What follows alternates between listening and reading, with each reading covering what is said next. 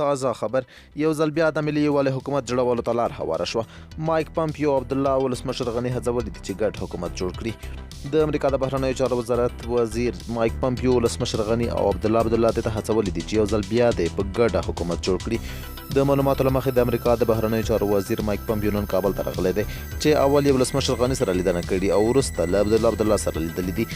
ویل کېږي چې د مایک پامپیو کابل ته راتګ د سولې او د ټاکنو د بحران پای ته رسولو په موخه دی چې له دواړو لوریو سره هغه خبرې کړي دي.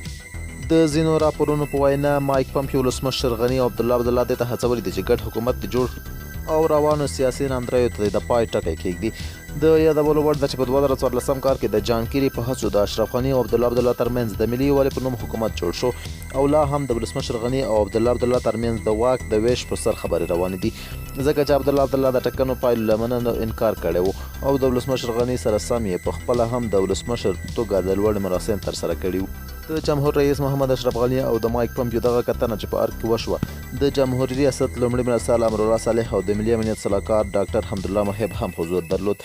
دواړو لوریو د سولې پروسې په دغه بهیر کې د راتلونکو اقداماتو او د سولې په خاطر د سیمه ییز اجماع او همداراز د افغانستان د امنیتي او سیاسي وضعیت په اړه بحث او خبرې وکړې.